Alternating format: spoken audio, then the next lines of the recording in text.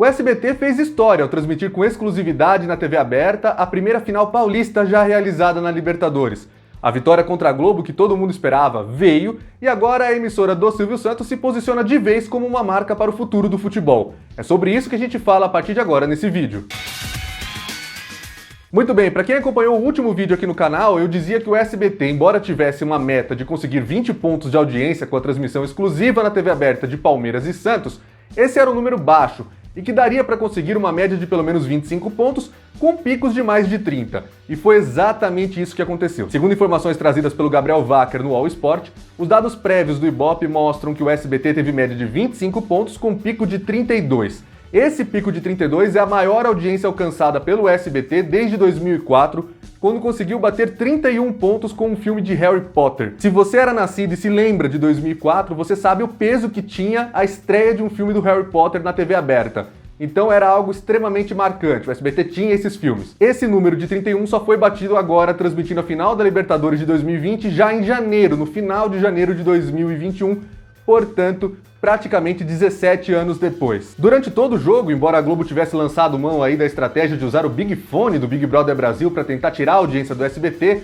o Caldeirão do Hulk não ficou muito acima de 12 pontos. Chegou a cair para 10 e a Globo perdeu em São Paulo praticamente em todos os momentos. Aí entra a importância do pré-jogo. O SBT colocou o Arena SBT para antes da partida, o programa entrou no ar ali perto das 15 para as 4, mas já estava entrando com flashes antes disso, e esse programa pegou a audiência do SBT com 4 pontos mais ou menos. Raul Gil estava dando 4 pontos de audiência.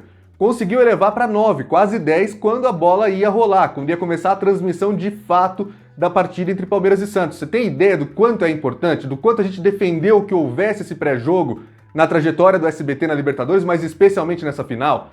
Fez com que a audiência mais que dobrasse. Imagine se o Raul Gil ou qualquer outra coisa que não fizesse mais que 4 pontos fosse responsável por entregar público para a final da Libertadores. Eu não digo que ficaria com 4 pontos, porque sempre tem aquela pessoa que vai ligar um pouquinho antes e ver o que está acontecendo.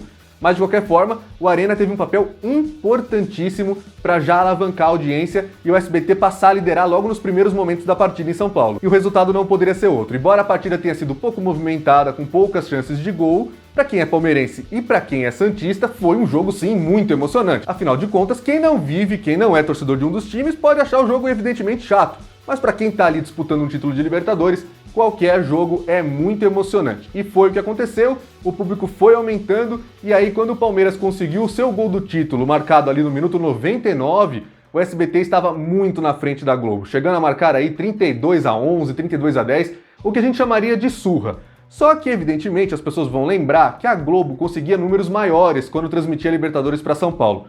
Um exemplo é River Plate e Flamengo, a final da Libertadores de 2019, a última edição até então, quando em São Paulo a emissora carioca conseguiu 33 pontos de média.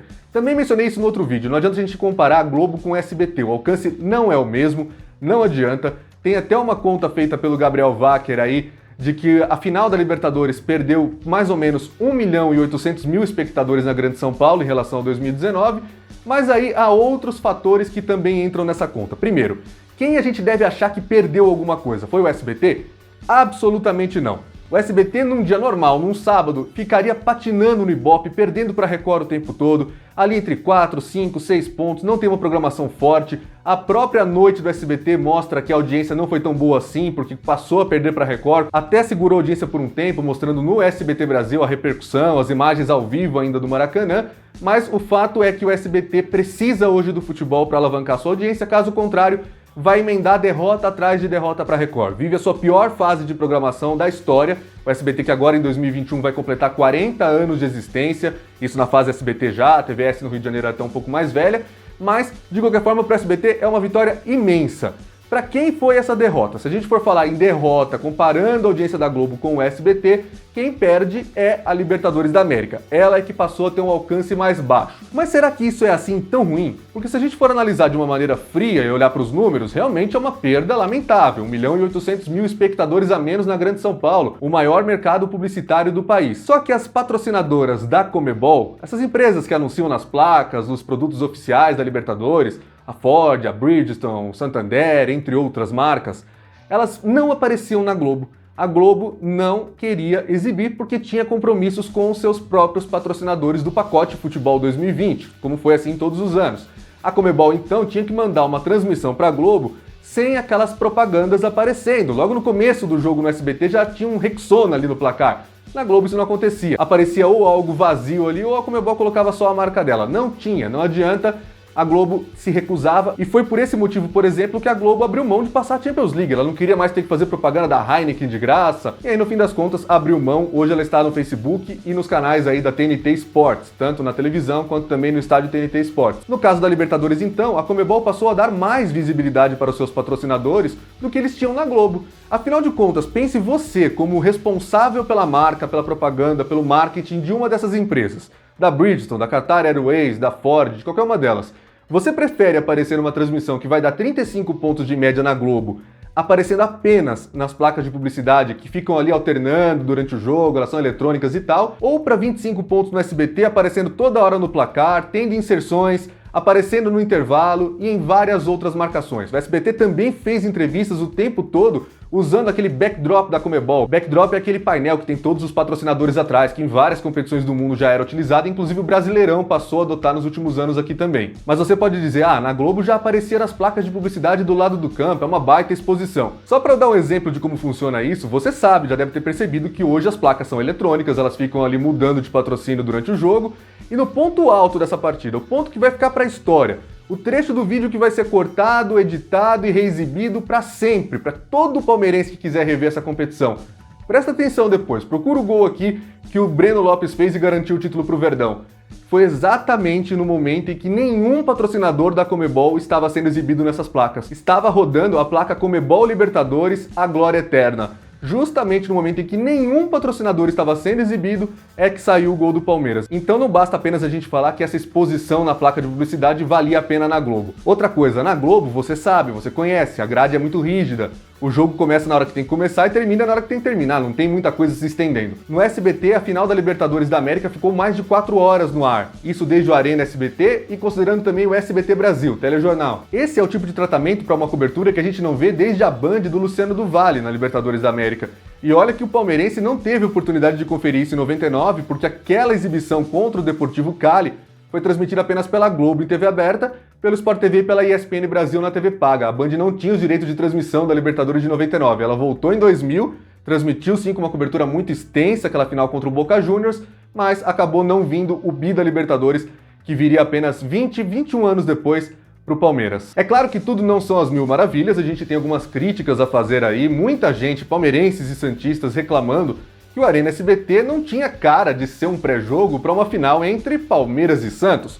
Os convidados fixos do programa foram mais uma vez ao ar, são o Sheik, o Cicinho, campeões da Libertadores pelos rivais, Corinthians e São Paulo. Nada a ver com Palmeiras e Santos, né? E para completar, no momento em que o programa foi ali dar uma zoada no Big Fone do Big Brother Brasil da Globo, eles fizeram o Arena Fone.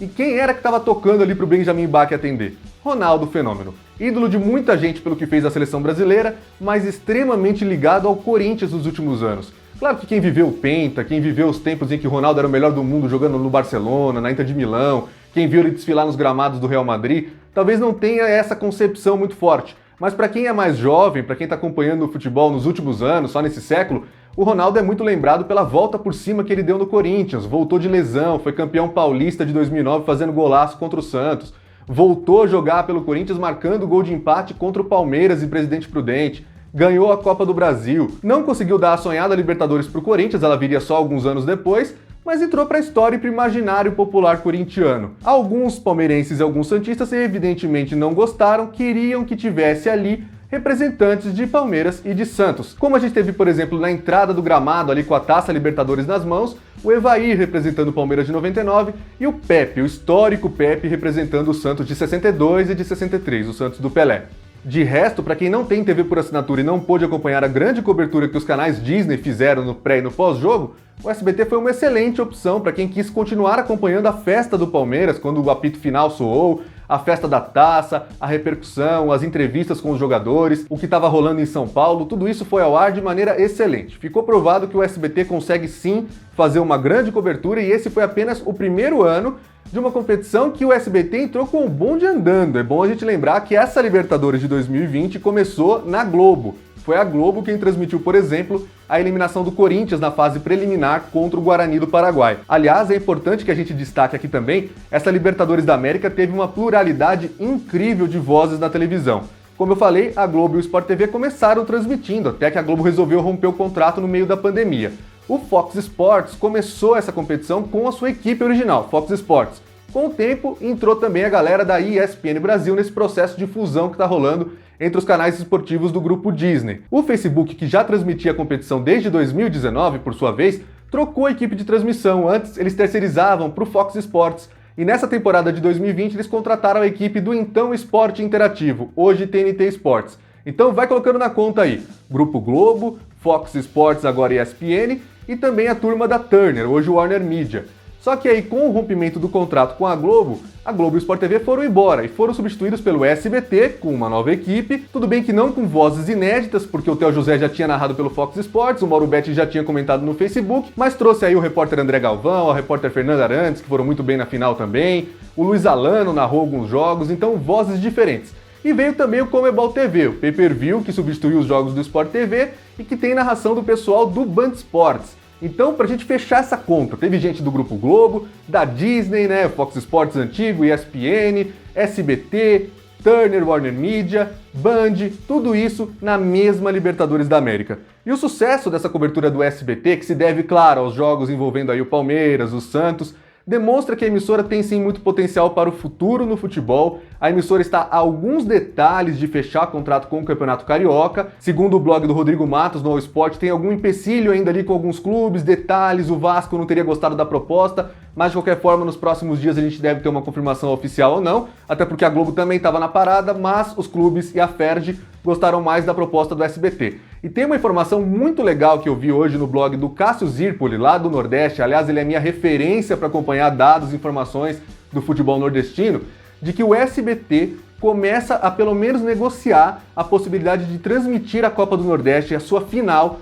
para o Brasil inteiro. Isso seria muito legal. Se não dá para transmitir pelo menos a competição toda, a grande final será sim uma experiência muito legal em São Paulo. Nós estamos falando de uma competição que costuma ter a final num sábado à tarde e o SBT não tem boa audiência num sábado à tarde. É o exemplo que eu dei no começo do vídeo, Raul Gil com 4 pontos. Será que um jogo decisivo como Bahia e Ceará, por exemplo, que aconteceu na semana passada, ou outros clássicos da região, não conseguiriam fazer em São Paulo o SBT conseguir pelo menos 5, 6 pontos? A questão que o Cássio Zirpoli trouxe também, e que eu particularmente não sabia, uma informação nova e que passo agora para vocês, é que não depende apenas da vontade do SBT. O contrato que foi assinado em 2018 pelas afiliadas do SBT, que formam ali o grupo SBT Nordeste, dá o direito apenas de transmitir em TV aberta para a região Nordeste. Então precisaria ser feito um aditivo do contrato. A Liga do Nordeste deve querer ganhar algum dinheiro com isso. O SBT vai tentar convencer essa liga de que a abrangência nacional da competição compensa, não precisa de uma compensação financeira direta, só o fato de estar exposto para São Paulo, para o Rio de Janeiro, pode valer a pena. E quem sabe a gente não tenha em 2021 um grande clássico do Nordeste exibido para o Brasil inteiro. Eu gostaria muito de ver isso, já declaro o meu apoio a essa empreitada. Acho que muita gente aqui no canal também gostaria de acompanhar, porque afinal de contas, desde que o esporte interativo transformou a Copa do Nordeste num grande produto, trazendo para o Brasil inteiro, na TV aberta das parabólicas ou nos seus canais da TV paga, muita gente se apaixonou por essa competição, que é realmente uma demonstração de força do futebol regional no Brasil. E vale a gente lembrar também que, por enquanto, a Copa Sul-Americana 2021 segue sem dono na TV aberta, mesmo com a confirmação de que os times brasileiros vão disputar a fase de grupos agora e não um mata-mata desde o começo, garantindo a cada um deles a realização de 6 partidas, não houve acordo com nenhuma empresa até agora. Seria muito bacana também, porque quem comprar o contrato da Copa Sul-Americana vai levar no pacote o direito de transmitir a Recopa Sul-Americana, que agora está garantida com um time brasileiro. O Palmeiras vai jogar contra o Defensa e Justiça, as datas ainda serão confirmadas pela Comebol. Então, se o SBT quiser, pode rolar. Se a Band quiser também, se a própria Globo, é uma oportunidade de mostrar. E outra coisa, há alguns dias eu publiquei aqui no canal um vídeo sobre o Mundial de Clubes, eu falei sobre o que a Globo poderia fazer ou não poderia. Agora a gente já sabe o que vai acontecer. A Globo pediu e a CBF adiou para o dia 10 de fevereiro as partidas do Campeonato Brasileiro que ocorreriam às 4 horas da tarde do dia 7, com transmissão da Globo, ou seja, joga para o meio de semana à noite, a Globo segue exibindo Fluminense, Atlético Mineiro, Corinthians, Atlético Paranaense e vai exibir em rede nacional o jogo entre Palmeiras e o vencedor de Tigres do México ou o San Hyundai da Coreia do Sul. Isso vai acontecer no próximo domingo, então, dia 7 de fevereiro, a partir das 3 da tarde, no horário de Brasília. A gente vê se o Verdão, campeão da Libertadores, vai ou não disputar a grande final, e todo mundo espera, obviamente, que aconteça contra o Bayern de Munique da Alemanha, e se acontecer, se o Verdão estiver nessa final, vai acontecer, como eu falei no outro vídeo, num horário extremamente ruim para quem trabalha ou para quem estuda à tarde. Vai rolar na quinta-feira, dia 11 de fevereiro, também às 3 horas da tarde, no horário de Brasília. Eu espero que tenha informado vocês aí sobre tudo que vocês tinham. Se ficou alguma dúvida, deixa aqui nos comentários, eu vou respondendo também. A gente volta a se encontrar ainda no começo dessa semana aqui no canal, por isso fica o convite para você que ainda não for inscrito, não for inscrita, se inscrever e ativar as notificações do sininho para ficar por dentro de todos os assuntos da mídia esportiva. Se você gostou desse vídeo, deixa o seu joinha aí para o YouTube entender que você curte esse tipo de conteúdo sobre mídia esportiva. Eu te espero no próximo vídeo, um grande abraço e até a próxima.